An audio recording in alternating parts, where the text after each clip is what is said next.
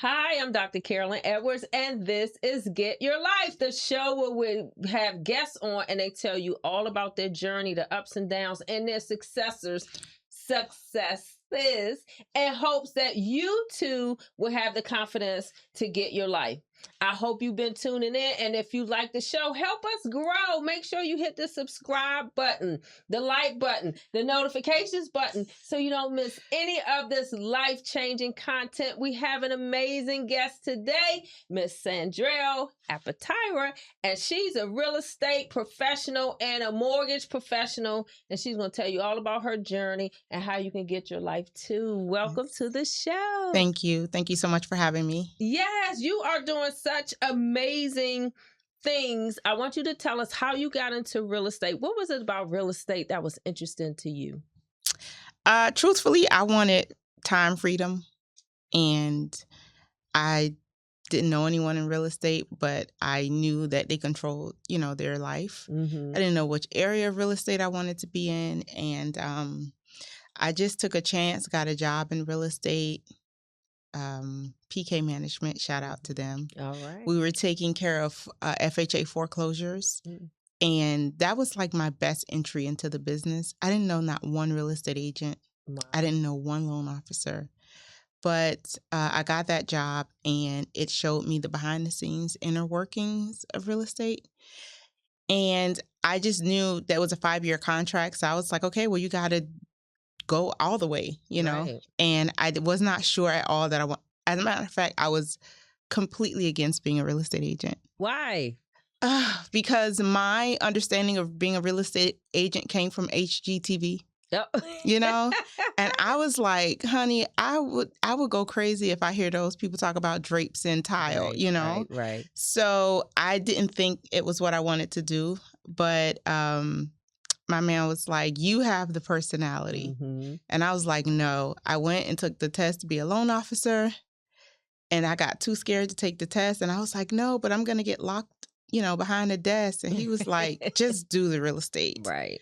And I finally did, and here I am. All right. Yeah. Do you have to go to college to be a real estate person, investor, mortgage person? No, you don't have to. It's not a requirement. Okay. You can, they have real estate degrees, finance degrees that you can cross over into working in mortgages, but you absolutely don't have to do any of that. Okay. So what does the test, in order to sell real estate, I want to be a realtor.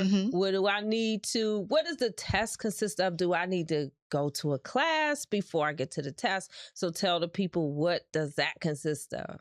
Yes, you have to go to a class. There's a mandatory amount of hours you have to do in classwork, and then you have to sit for the state test. And truthfully, most of what you learn in class and for the state test is about you understanding the legality of real estate and how to protect and take care of people. After you do that test, they pretty much feel like, okay, you know how to stay legal. You know how to keep people safe. Now you go out there and learn how to be a real estate agent. So it's literally two different dynamics. After you get past that test, you're going to be like, okay, now what? Now what? And that was going to be my next question. Yeah. Okay, I passed the test. Now what? Because like what you said about being stuck at a desk, am I going to be stuck at a desk? Or am I going to get a check? You talked about a contract. I have never heard anyone say they got a contract as a realtor, but tell me what that is. And what does being a real estate mean? Like, what's next? I passed the test. What's next? You pass the test, and then truthfully, you actually have to start evaluating your skill sets. And I honestly wish someone had told me this. Okay. Because there's so many ways that you can serve in real estate. If you want to be an apartment hunter, you can help people find short-term, living situations in apartments. You can help people find short-term rentals, like 6 months or less, a couple of weeks or less. You can help people get placed into assisted living facilities. You can help people relocate from one end of the state, another country, into your city. It literally is an endless industry, right? Because housing is up there with our air that we breathe. Right. You need a place to stay regardless. And then there's commercial. You can help businesses locate, places to do their business. There's just so many things you can do. You can help people buy land, sell land, start mobile trailer homes. There's so many things that you can do.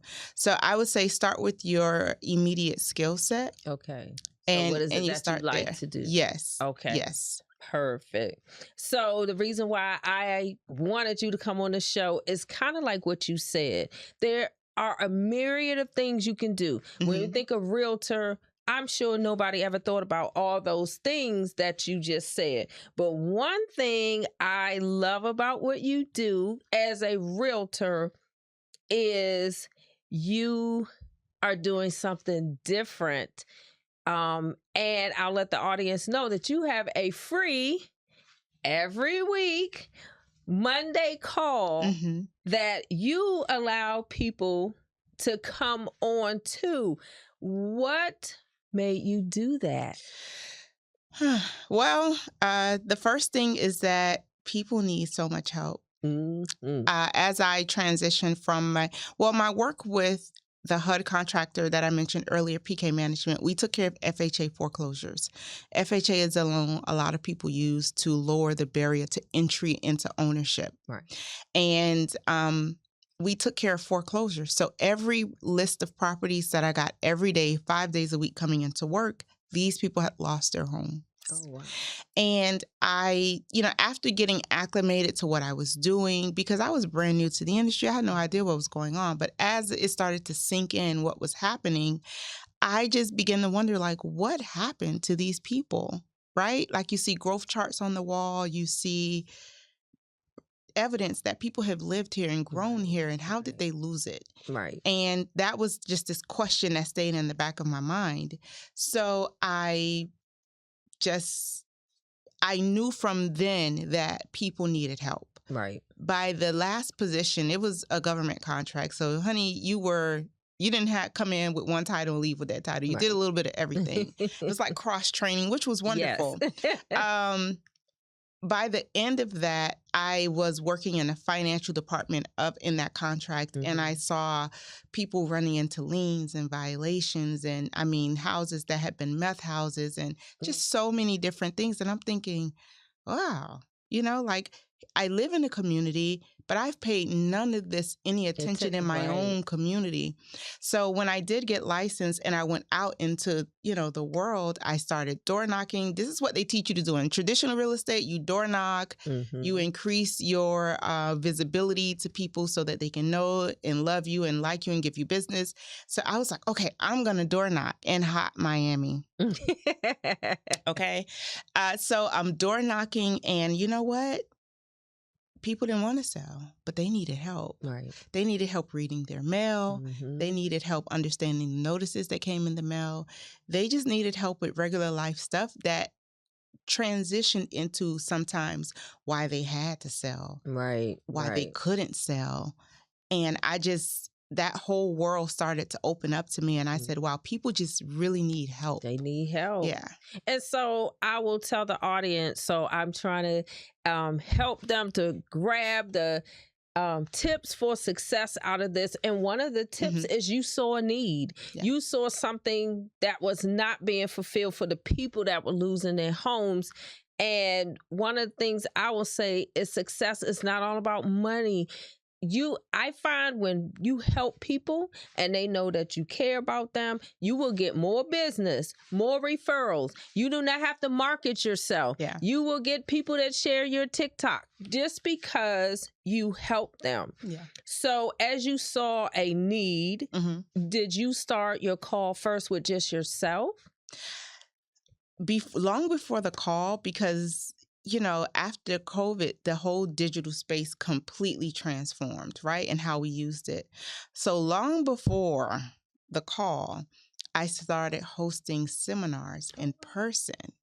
So I was going around and I was begging anybody that could give me a space. During COVID? Before COVID. Oh, before COVID. Yeah, okay. So this is before COVID, pre-COVID. I was going around, I was in the libraries, community centers, anybody that had a space and I could use it for about an hour and a half.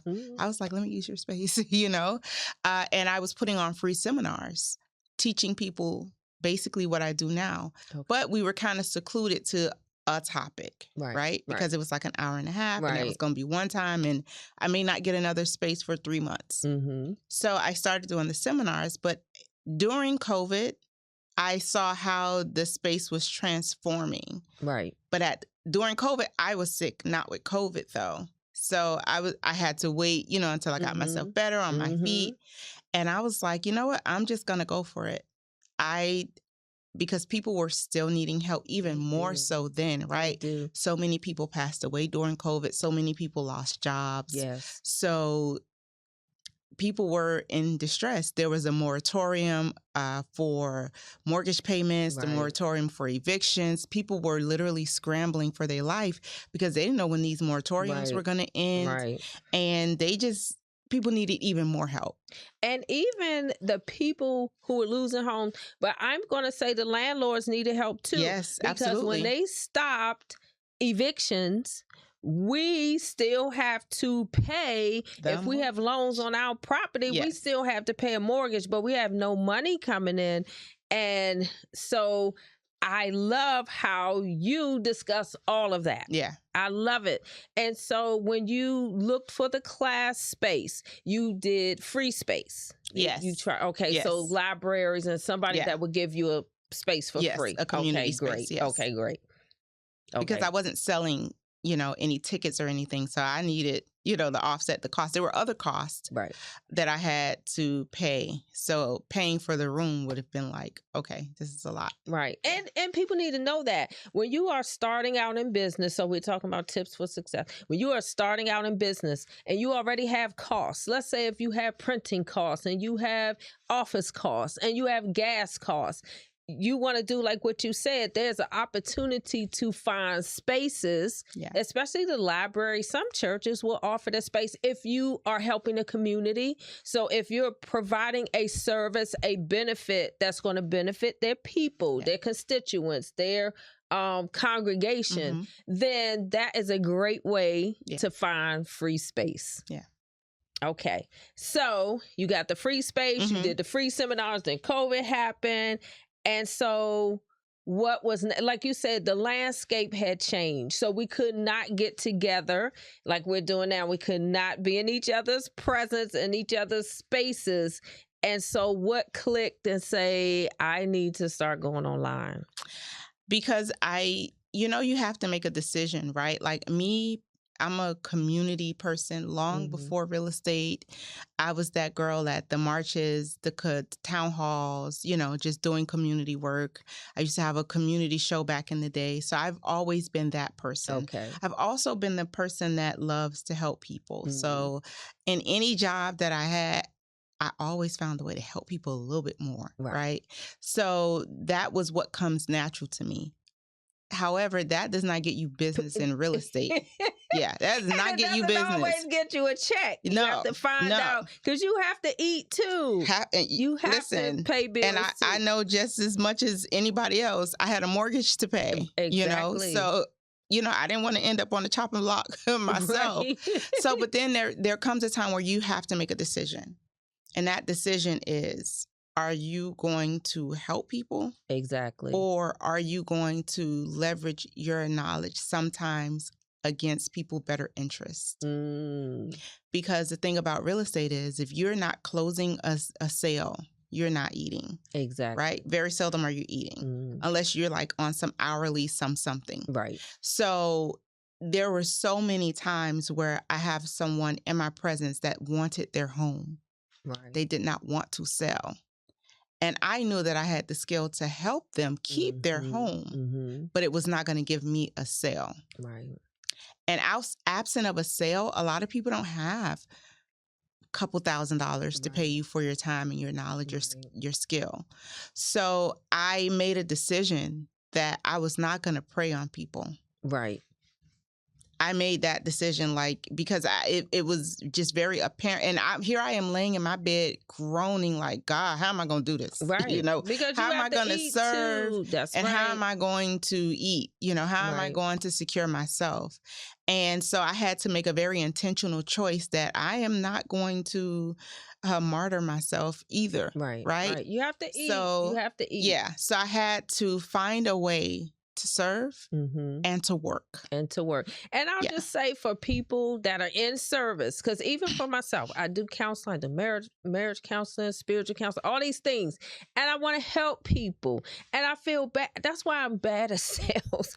I feel bad about asking for the money, but I have to eat too. So what I do is lower my costs, like what can I charge and still be able to pay my bills and still be able to live and eat and things like that. And sometimes, like you said, it takes introspection, because everything in our culture is like win, get the money, get the bag, no matter what it takes. And so I like what you said, that you have to make a decision. You have to think about what kind of person you want to be and how can you live with yourself.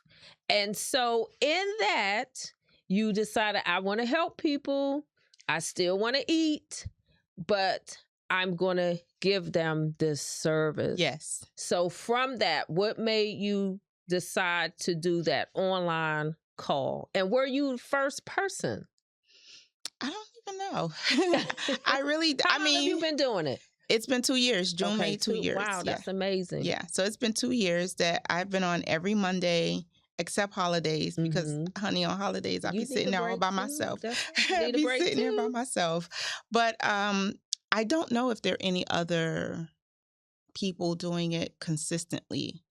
But I just examined my options, and I was like, okay, you work for yourself, but you don't have really time freedom you think you have, right? Because you have to work, and when you work for other people, you work on their schedule. So the illusion of time freedom is, what it is. It's different. Yeah. But I wanted to know, did you start it solo, or did you start it as a team? I started solo. Listen, I sent out an email and made a few phone calls, because I didn't even know about the mass text system at that time. Right. I called a couple of people. I think my first show was like me, my daughter, my cousin, running her kids around in the background. It was just family, and let me tell you, my family is tired of me with real estate, but they endured me. I think we were on for about 30 minutes. And at the time, I was doing what was called farming. So I was calling people that were in distress. Oh. So I would just invite them to the call. I would say, hey, I see you're in distress in your property. And I know you're getting a lot of calls, because if I could get that far, people are hanging up because they're tired of everyone calling them, right? And here I am calling. Right. And so I said, listen, I'm going to text you this link. Hop on Mondays. You can see me. I'm a real person. You can ask questions. And I'm not trying to pressure you to sell. I just want to see if we can help you before you have to sell. Before you have to sell. And so the other thing that I love, and I'm going to say this is a success tip, because everybody wants something. Everybody's calling. Everybody wants you to buy something or do something. And the difference I love about the call, you're not selling anything. No. You're not trying to get anything. No. And you're giving. Yes. And that's what makes the difference. Don't always think, I got to give, take. Yeah. Take. I got to get somebody. I'm going to take something. I got to get this money, but you are giving. And that, I believe, is one of the true secrets of success, because like I said, when you give somebody something, it's like, oh my goodness, she didn't take something from me.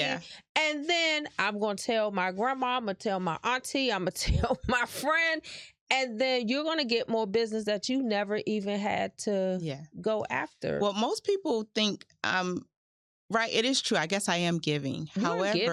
However, when I look at the landscape of the business that I am in, it's a relationship-based business, right? Yes, it is. And if I'm watching the community that I love to work in, that I live in and love to work in, literally get gobbled up by aggressive investing people who are making decisions that don't know what they're doing, that are working against themselves, that is drying up my business. That's true. I never thought about it like that. That's true. Yeah, it's taking away from the longevity of my business. Right. When you think about a home that is sold as a distressed property, that investor comes in, rehab, a rehab property in this market is selling for 500 and above.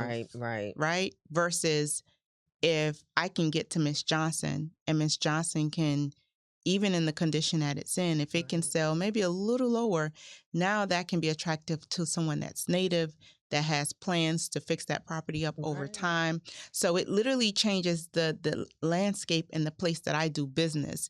Not only that, that's a native. That's someone that I can continuously have a relationship with. That's right. And they will stay in the community. That's the other thing. So it's not like I just come, I rehab, I fix it up, and somebody comes that's not going to stay. They just want to make a quick buck. You have a generational system, a generational community, because it's like, okay, she sold me my house, so now I'm going to tell my neighbor, and then I'm going to tell my friend, and she helped me to not go into foreclosure. And that's very important. And I don't see many people that do that. I see on the back end, let me give you some money and then I'm gonna charge you 50%. It's like the predators are coming. The blood is in the water. The blood is in the water. So all the sharks are coming. And so the difference is that you're doing it different and you're thinking about them as a person and not just a property or a dollar. Yes. And that makes a difference. People feel that in their heart. Yeah. And that's who they want to Well, these are the people you have to run into at the grocery store, These people you're going to pull up at the gas station. And if you were that person that gave them ill advice, if you were that person that, was in favor of the investor and you just know you didn't get him a fair shake, you will see them again. They remember that too. Yeah. They remember that too. Yeah, you will see them again. So when you take grandmama house and you didn't tell her about these predators coming again, they remember that too. Yeah. So that goes both ways. If you treat them right, they will praise your name and tell everybody about that. But if you do them wrong, you do them dirty, they will also tell everybody and about I have a very unique name. It's no hiding from me. No, you cannot. There is no hiding from me. So me and my one name, we're going to do good business because I'm not avoiding my neighborhood stores or gas stations because it's people out there looking to tell me about myself. That's absolutely not. No. So I want the audience to know it's not just you anymore. You have leveled up in these 2 years and now you have experts. Let me just tell them, success to me is more than just a business strategy. We have to do this together. So it's about relationships and it's about who you professionally and personally align yourself with. So how did you pick the people that have a seat at that call table? How did you pick them? I didn't even go out and literally pick. These are people that over the years I formed relationships with through business. And not even all of them, right? Some of them are people that I recently have met, but I like the way that they work. Okay. And that was, I didn't go out and say, ooh, that guy is popular or handsome, I want him. Right. These are people that I have worked with that I will trust, to do work with again. I like that. How did you get them? Now, I just want the audience to know, these are not any run-of-the-mill people. No. You have attorneys, you have pastors, you have community leaders, you have politicians. Yeah. How in the world did you get them to donate their time on a Monday night? It's normally 2 hours, 7 to 9. How did you do that? It was not hard because we all have the same problem, people not understanding. And when you're at work working with someone, you can't teach at the same time. You can try, you can explain things, but the way most people are novice to the industry, it would take repetition to really get them to understand some of the concepts and the industry things to understand in the industry. So these are people that share the same frustration as me in their work, right? People not understanding. And because they don't understand, they lean into maybe a fast talker or someone who's attractive to them with some nice shoes, a nice shiny watch, a nice shiny car, but they're feeding them total BS. Right. But because they are not leaning into understanding, they're leaning into, something else that's more attractive. Right. We see people go awry all the time. So it wasn't hard to get people to sign on to a space where we could literally just teach and make people understand. That makes our lives easier. So it really wasn't hard. That's true. I never thought about on the back end, because if you are trying to help someone, it makes sense that they understand, because if they understand more, then you can get through your process and they don't have to feel like they're being taken advantage of. I had one senior, and this young man, they know seniors are lonely, and a lot of technology they don't know. Yeah. So he talked very fast and he smelled very good. And he prayed on the fact that she was lonely and that he would be her friend. And I promise you, after that conversation, he called a few times because he wanted her to sign up for something. And I told her to pay attention to what he's saying. He asked if he could come to her house. And I was like, no, if this is a business person, let's say if he's a realtor, why does he want to come to your house? Why can't you meet someplace out? So what I also love about the call is you talk about stuff like that. The Yes. experts talk about things like that. That doesn't necessarily have to do with real estate, but you want them to know, because that knowledge is power, and maybe you will sidestep the smooth talker next time. Yeah. I remember the first time that I explained the way some of the communication systems work. So, and really in any industry, but especially in real estate, if you want to run a consistent business, you use what's called a CRM, a customer relationship manager. I think that's right. And so it's where you store all of your customer data. So you have all your customers there, and it tells you how long it's been since you reached this person or that person or the other person. And it gives you this note section where while you're talking to this person, you're making notes. Oh. So when you answer the phone and you say, hey, listen, I got to run. I'm going out to visit my friend at the hospital. I have to talk to you later. They're putting that visit friend at the hospital. So when they call you back on this 2-week loop, they're going to say, hey, Miss Johnson, how's your friend in the hospital? Wow. See, and you're thinking that. This is, he remembered. Sure he did. He is right there on the screen. Yeah. Oh my goodness. I was on a call yesterday, and one of the things that I like, I say it's almost like a counseling session too. Yeah. Because as a grief counselor, you hear the grief, you hear the fighting, the bickering, and it's not necessarily, I just want to fight you. Anger is a stage of grief. Yes. So people are like, why are they so mean to me? Or why are they so mad? Because it all plays together. And that's why it's so smart that you have all different kind of people, because that affects the real estate transaction. Absolutely. We can never get anything done if we're fighting for 10 years and we may lose our home. I would say emotions take over 90% of regular real estate transactions. There's some emotion in there that is guiding the decision. Wow. I've never thought about that, but when I listened last night, I was like, wow, you're going off with your siblings, not because of money, not because really of the house. It's the emotions. That's what it is. It's like you're grieving when somebody passes. I was like, why do we lose our mind? Then I was like, oh, it's the stages. They walking through the grief. Yes. And instead of understanding that anger is part of it, it's like, you did this to me and you made me mad. And so now we're fighting each other and we can't get anything done. So I love it. So, okay, that's your business circle. How do you choose your personal circle? Much the same.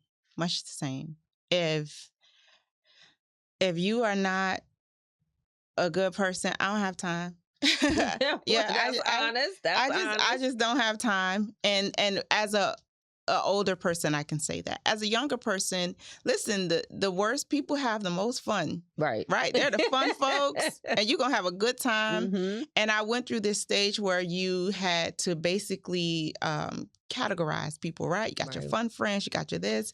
But now I find that I don't have much time for any of that. Exactly. Look, if you're a good person, we good. And good doesn't mean you go for everything or you're holier than thou. It means that you just move with intention. Yes. And you just not about a whole bunch of chaos. Yes, because my next question was, what's more important, character or talent? Absolutely character. Right. Yeah, absolutely. You can develop talent, but character is going to get into those places that talent will never touch. Yeah. Exactly. And so I teach people greatness does not happen on a 9 to 5. We already said real Mm-hmm. estate is not a 9 to 5. It's the late nights, it's the weekends, it's the studying, it's the network, it's the aligning, it's the Monday call. So what advice would you give for people? It may not be in real estate, but what kind of like greatness and success advice would you give our audience? Lean into your strength. Lean into your strength. And if you want to serve in a way that is not a strength for you, then develop yourself, push yourself and develop yourself. I've done other businesses outside of real estate, and I've always leaned into people. I love serving people. And, I would be upset with myself sometimes. I would be like, girl, you just got to find you, somebody to help, Somebody. So I lean into that when I think about business. I don't lean into the numbers alone. I don't lean into, connections or any of that. I lean into the people, and I lean into the end result of helping those people, right? What does it That's look like awesome. when I help someone through something and it works for them? All right. Well, I told you this time was gonna go by fast. It did. It flew by. Yeah. So look into the camera and tell people how they can find you. My name Sandrell Apitira, and my real estate name is Miami Real Estate. On most social media. Yeah. Okay, awesome. Well, this has been Get Your Life. Remember to subscribe so you can help this show grow.